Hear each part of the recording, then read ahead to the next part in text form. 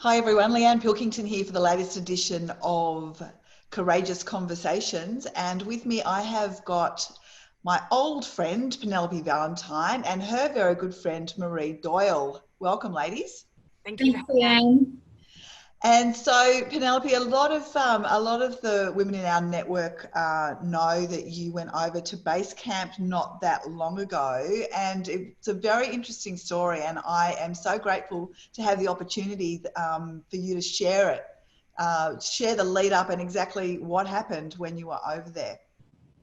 Well, look, it wasn't something that was on my bucket list, but Marie Doyle is a very, very dear friend of mine. And after we'd had a night out, we'd had a few drinks, and while we were having a few drinks, she thought it would be a great idea for us to go to base camp for her 40th. And I think after a couple of Remind me not to have a few drinks with you guys, honestly. I get great ideas after a few drinks, but none quite like that. Well, to be honest, the girls that she talked to about, we all thought the next day it would all just kind of disappear. But Marie being Marie, once she sets her mind to something, she just goes for it 100%. So within a matter of months, we were all committed. She'd booked everything. She'd found an incredible guide for us at a company to work with, and no one was backing out. But we'll go into it a bit Because more. Marie wouldn't let them, or...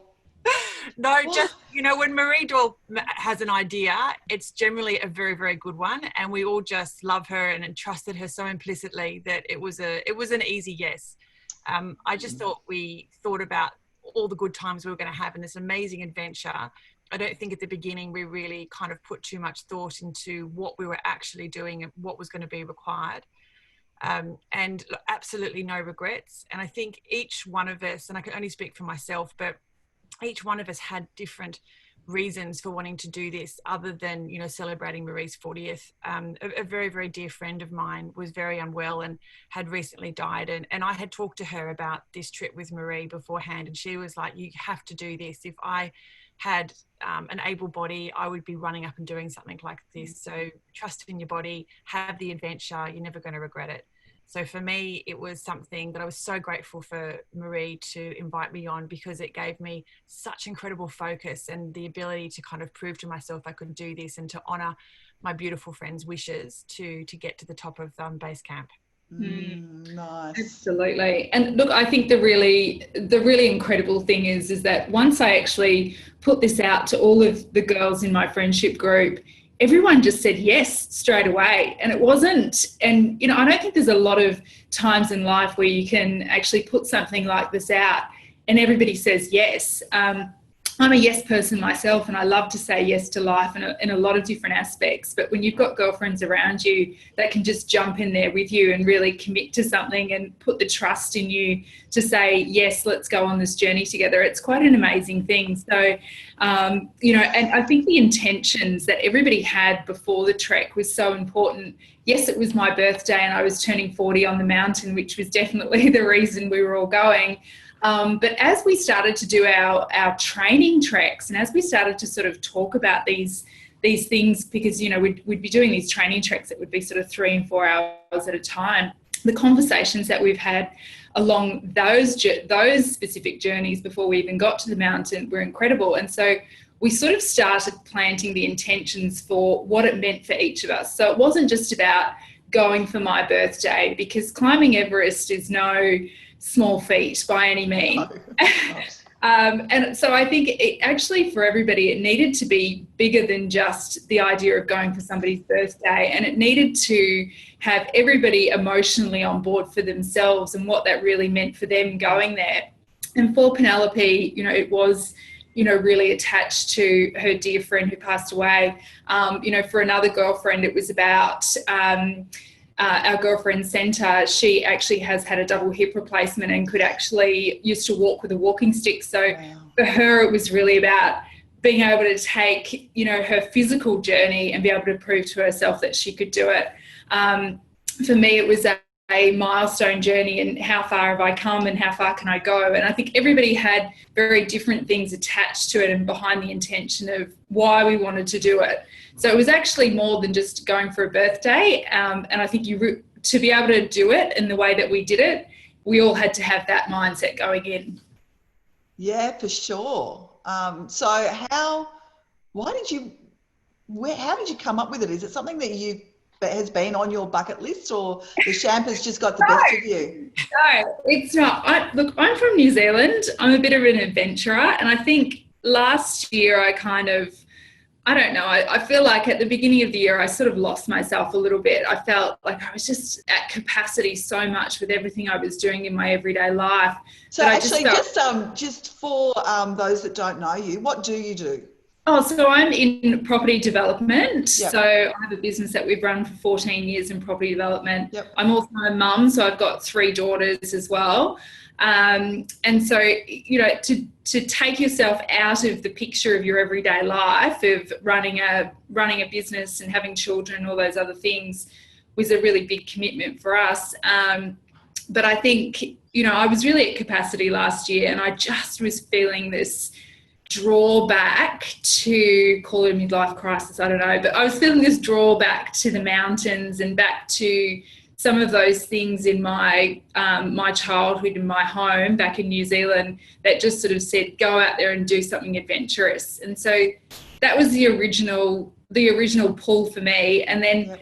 I don't even know why I went, let's just go to Everest. I had no idea. I'd never even looked at the idea of it before. Oh, Never. And I went, let's go. And I thought, and then of course, you know, you read into it more and more and realize how full on it actually is. Yeah, absolutely. So how long did you train for before you went?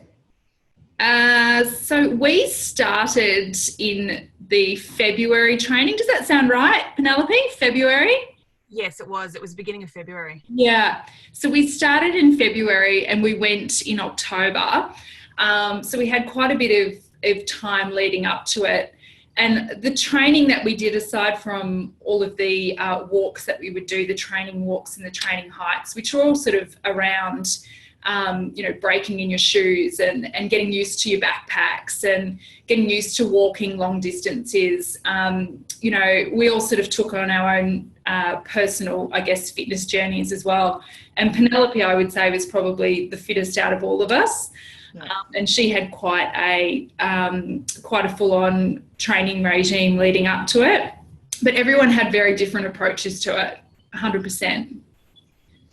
And so October comes. Talk me through what happens from the time you get to the airport. What does it all look like? Do you want to take that, Penelope? The excitement that built with all of us was palpable. It was really kind of exciting. We get on the plane and when we first arrived in Nepal, I think we were in a false sense of security because the weather was warm and, you know, it was crowded and it was a third world country and it was at night and there was lots of people there and we didn't speak the language but we were so excited. It was just this effervescent energy that was coming from us. So, and then we go into our lovely hotel and it was all a little bit like we were going on a holiday. I don't think we actually quite realised what was coming. And we were there for a couple of days and we went and had these beautiful lunches. Marie had a friend from, I think, the consulate there and he took us out to this gorgeous lunch and we had some champagne and, you know, it was all very like we were on just a normal, beautiful girls trip. Absolutely, yeah. But then when we had to go, we caught a helicopter over to the base of the mountain. And I'm so happy that we did because when we were flying through the mountains on this helicopter, we saw these winding hairpin roads going up and down these mountains where the buses normally go. And it was seriously somewhere you do not want to be. I can't remember the stats, but there's quite a few crashes on those buses going to the bottom of the mountain, aren't there? Oh, yeah. And we certainly lucked out by taking the helicopter. But I think it's a very unique experience to be in the hustle and bustle of a city like Kathmandu, to then just get plucked from there and then dropped at the base of a mountain in the middle of, you know, nowhere. And you're in this tiny little town where, you know, it's now cobblestone streets and, you know, it's like something out of a movie. I mean, you see the people, the Nepalese people, and they are really just the most beautiful, kind and caring people. But, you know, they look different. They act different. They're wearing different clothes. They're cooking yak poo to you know, that smell of yak poo. I can still smell it now. They're cooking yak poo to as their fuel for burning and heating their food. Like, it's a different world up there, and you're plucked out of the city, and you arrive here in this little town on the side of a mountain, and you just start walking, and that's it. You're on your journey. And we literally walked through this cobblestone town and then down the steps, and we're on the trail, and away we go. And so I think, how many of you were there? 5. And you had a guide as well, yeah. Right? Okay. Yeah. And so we had a local guide called Doyle, who is actually, and I will speak about him now because he's actually just one of the most incredible people we've ever met. I'm so grateful to have him on our journey with us. He's actually summited to the peak of Everest. I think it's 8 times, he said. And he is also the only survivor from the avalanche which happened at Everest. Oh, wow. Ago. So he has incredible strength and incredible resilience, and just, it was actually a bit like walking with a celebrity on that trek, because everybody knew him and knew of his story. So he was a remarkable man, and definitely a person we were grateful to have on our side. And so how long does it take to get to base camp? Because you think base camp, right, that's where you go to start your journey. Yeah. But that was your destination, right? Yes. And so that was a 10-day hike. Wow. Okay. And I know there were some issues part of the way. How far did you get before it started to become difficult? I think that when you go from Kathmandu and then you're dropped on the side of this mountain, the temperature drop is quite noticeable. Mm-hmm. So from the minute you get to the bottom of the mountain, it starts to get quite cold. And then you add on to that the altitude, and obviously the further up we went, the more prevalent the altitude was. And so what does that, for someone who hasn't been in that kind of environment, what did that feel like? So it feels like, I think we all kind of felt it very differently, but it felt like you had restriction in your breath. So you would take a big breath of air, but you'd get like a sip of oxygen. So you constantly felt like, for me, and I'm asthmatic as well, so I constantly felt like I wasn't getting a lot of breath. Yeah. You'd feel headaches, you'd feel dehydrated. You know, it was almost like a zombie apocalypse, because you have to walk really slowly, because if you walk too fast, you can really, really get sick. So everyone's just taking steps, and our guide was like 1, 2, 3, 1, 2. So that's actually the speed at which you have to go up sensibly, to avoid any altitude sickness. But look, it is a real thing, and I think we all struggled with it, with the cold as well. How cold did it get, Marie? I don't recall. What was the cold? There were days where it was -14, so we had some really, really freezing cold days, and you know, the further up we got, the colder it did get. However, we were so fortunate in that we had these incredible clear blue skies, and you know, the mountains and everything were just so stunning. I mean, we'd just be walking and we'd turn around and we'd all just burst into tears at just the grandeur and the magnificence of just these mountains. But it was freezing at night. It was freezing, and we had one day where it actually started snowing as we were walking. And where did you sleep? So we slept in what they call tea houses, but up until Namche, which is about halfway up the trek, we actually stayed in quite luxury accommodation. So we had these gorgeous lodges, and we'd sort of, you know, we'd been walking all day, and we'd get there and there'd be these beautiful girls that worked at the tea house, and they'd come and give us our little slippers, and we'd take our boots off and we'd have a hot cup of tea there. And we're all just sharing rooms. So, you know, it was sort of like 2 per room, and they had electric blankets down there. So we were like really like living this like luxury mountain life. Once we got past there, it all changed. And I mean, we had taken our own sleeping bags. So this is when we had to start using our sleeping bags. So we would turn up, and the first one we stayed in after leaving Namche, the first tea house, had a bathroom in the room. We were like, this is great. Okay, we've got our bathroom in the room, we've got our sleeping bag. The next one we went to, bathroom was outside of the room. Oh. And then it just progressively got worse and worse and worse until we were like literally going to the bathroom in a hole in the floor. And it was just like some sort of, you know, waking up in a Chainsaw Massacre movie or something. Like, it was just hideous. Hideous. It was really bad, and everything was really bad. you'd be slipping in ice, and people had been going to the toilet, and you had to actually get water out of a big bucket, Leanne, and try and wash it away and replicate what a toilet would do, but the water would be frozen, so you'd be trying to chip it away at a little bit of water, and your hands are frozen, and it was nothing I could ever have envisaged. We were very prepared for COVID, though, let me say, because we used hand sanitizer everywhere we went. So we were like, we're so versed in this COVID thing. I mean, we'd be walking, and there would be, sometimes hours between towns, because each day we would do between sort of 6 and 9 hours walking a day. And there are a lot of times where, you're eating dal, you're eating lentils up on the mountain, and when you got to go, you got to go. Yeah. And so, there's a few times where you've got to go off track and just, go and do whatever you got to do. But it was quite funny. I mean, we lived for our hand sanitizer, and we lived for the moments where one of us had to, go and do a number 2 in front of everyone. It was always quite funny. You're very it sounds fantastic. Sign me up. Well, look, you know what? There was definitely some vulnerability there, but I think by the end of it, Penelope, I have to say, was a person who never talked about poo ever.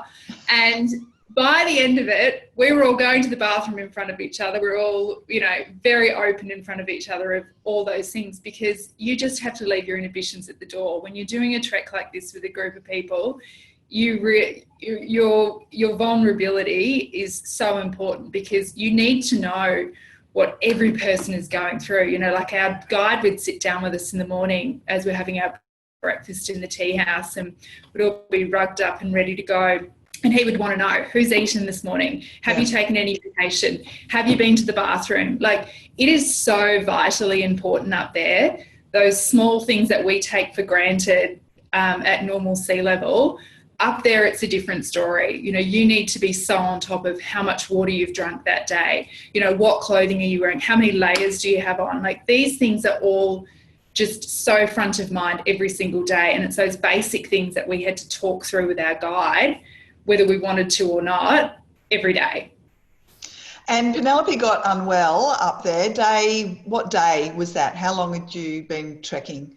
It was the second last night. Second last night, and we'd arrived at our accommodation, and I had got there first with another lady, Shona, and I kind of looked at it, and it looked like something out of Prisoner Cell Block H. Like, it was so sparse and freezing, and I just turned, when the girls all came in, I said, listen, just lower your expectations and lower them again. And anyway, when we were there, I started to get a headache, and a headache is one of the first signs of dehydration. And the problem with it was so cold. It was so hard to just keep drinking frozen water.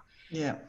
And I remember we were all kind of sitting there was a communal area where they have like a fire in there where you can go and get some food. And we were all sitting in there. And I remember just saying to the girls, I do not feel well. And I went and had a sleep, and I came back, and they then said to me that my face was going purple. And I just started convulsing.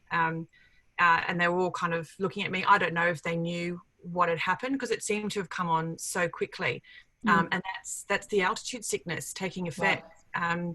So our guide, who Maria's spoken about, was incredibly well versed with altitude sickness, and he knew what he had to do. And because it was at night, he knew that he had to keep me awake or monitor my sleeping, because the biggest risk with altitude sickness is if you go to sleep with it, because people just don't wake up. Wow. I was so fortunate that one of the girls, Shona, who stayed with me that night, she monitored me the whole way through the night, and the guide kept coming in. I don't actually recall. Maria will probably give you a better rendition of what happened.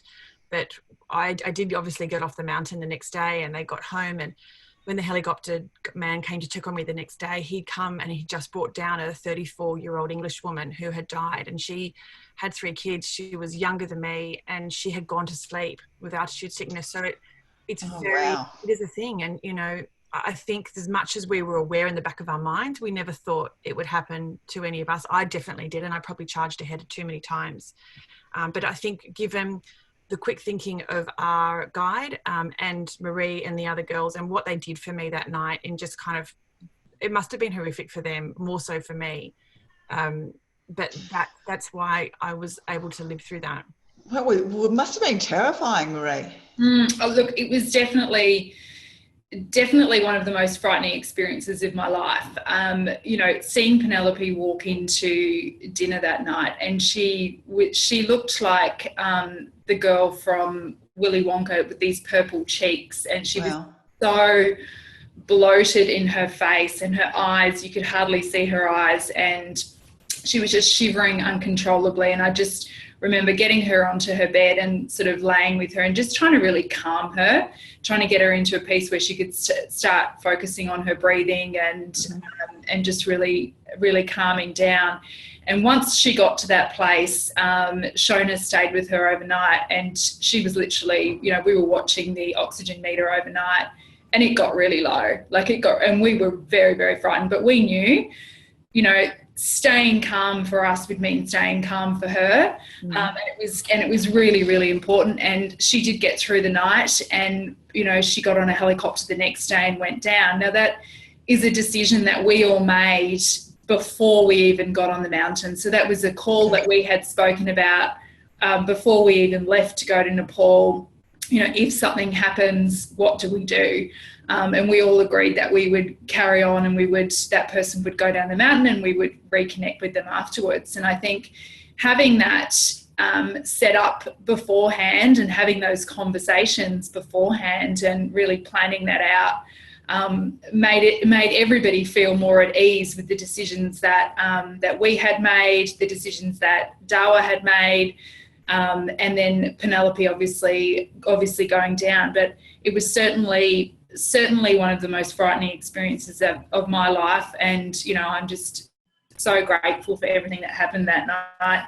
And, you know, there were a few interesting things that also happened that night. And, you know, I will share this because it was actually quite incredible. There was this guy who was, what nationality was he, Penelope? Indian. He was an Indian man who was a healer, and he came up to me in the tea house, and he'd seen Penelope's face and seen her go back to the room, and he came back about 2.5 hours later to me, and he said, "I just want to let you know I'm a distance healer, and I've been healing your friend." And he said, "I'm going to heal her all night, and I just wanted to let you know that." And I'm a big believer in that, so I've welled up and just thought this was the most incredible thing. Well, the next day, his friend came to us, and the next day was the day that we actually summited to Everest Base Camp, where we actually went up, and we saw his friend. And we said, "Where is Vikram?" That was his name, Vikram. I said, "Where is Vikram?" And he said, "Well, he's actually quite sick." And so we truly believe that he took on Penelope's energy to heal her through the night and actually bring her through the other side. So, you know, because it is really that easy to pass away from this at that level. And Penelope's oxygen levels were down at 62. So, and we normally run at 98. So it's actually a miracle. And I truly believe the quick thinking, but also there was a bit of divine intervention that happened on that mountain that night, and that's for sure. Wow, that's amazing. And so did you have to walk all the way back? No, so we actually were always walking the whole way up, and then we were always walking part way back down to the last camp that we walked from, and then we were helicoptering down, which I have to say was just so spectacular, because to spend 25 minutes flying over the 10 days of what you've just walked, and you see these suspension bridges over these gorges and these cliffs that you've climbed and entire mountains that you've traversed, and just, you know, massive amounts of land that you've walked over, was just incredible. And I don't know whether you got to see much of that, Penelope, on your helicopter ride down, but I mean, for us, it was just amazing. Did you, Penelope, do you remember the trip down? Not the first leg. When I actually got to the hospital, they couldn't even get a vein because I was so dehydrated. So I don't recall much of that at all, but the girls kind of, you know, would recount with how beautiful it was, and there's amazing photos, and Marie's taken videos, and our other girlfriend Andrea had a GoPro, so I got a sense of it. I was just so happy to be alive. Like, that was the most incredible experience, and to come out the other end and to hear these stories of these poor souls that didn't make it. Who were in the same situation as me. You know, you really, I feel so blessed. Oh, I can't even imagine. So how long were you in hospital? I was in hospital for 2 days, and then I was released and I got sick again. So Marie and I had to go back, and Marie navigated the Nepalese medical system, with an absolute expert. And we had to have I think we had to have a CT scan. I don't even recall what we had to do, but everything was okay. We had to make sure, why did I get sick again? Because sometimes you get swelling in the brain. Right. But so I think it was 3 days in total, and then we were released from hospital and literally had to get in a car and leg it to the airport to try and catch our plane out of there. Wow. So you were okay to fly that soon afterwards? Yes, like we had to wait for clearance, and then but no one, as we said, no one says no to Marie. So when Marie she's definitely someone you want on your team. Oh, yeah, sounds like it. It sounds like I think that part of it, being back in Kathmandu and reuniting with Penelope, and I just remember walking into the hotel room and seeing her when she'd just been discharged from hospital, and we just hugged so hard. Like, that hug, I will never forget that hug, and the tears, and just, you know, the gratitude for everything that she had made it. Like, it was unbelievable. But look, we were very lucky. Everybody in the healthcare system there did a fantastic job. Mm. So, Penelope, do you regret going? Absolutely not. Why? I think I proved something to myself that I didn't think I could do. You know, I was really scared, and I always had faith that I would get through that. And I'm so proud of the relationships with these other 5 women, which will be rock solid. I mean, we talked about everything from gluten-free recipes to marketing and growing, you know, your business and pivoting when you need to. It was a remarkable journey, and as badly as it could have gone, it didn't. And I'm so proud of the fact that we all pulled together and we accomplished something that was amazing. It really was, and I'll never forget that experience. So no regrets. Yeah, it does sound like an incredible experience, but cell block H and the freezing weather, it's just not going to be my go, I don't think. Oh, it took a while to thaw out. That's for sure. I can imagine. It took a while to thaw out, definitely. No skiing trips in your future. You want to be on the beach for a while to get over it, right? We all still trying to get to a beach. Still trying to get to a beach. I mean, we sort of came back and it was kind of warm, and then we had the fires, and then we had everything else, and it's, you know, just starting to get cold again. I'm still waiting for that tropical vacation where somebody just brings me a cocktail. Hasn't happened yet. I booked a trip to Port Douglas just last night, so I'm banking on the borders being open for the first week in August. So I'm out of here. Perfect. Fantastic. Yeah. Well, thank you so much for sharing that incredible story. I think we need to make a movie out of it, actually. It's just awesome. That's great. Yeah, fantastic. So I just couldn't believe it when I was seeing it unfold on Facebook, and to just hear you tell the story again now, Penelope, it's just incredible. You are so lucky and right to be grateful for everybody that was around you that night. I am. Thank you. Yeah. Thanks so much, ladies. I'll talk to you both soon. Thanks, Leanne. Bye. Thanks, Leanne. Bye.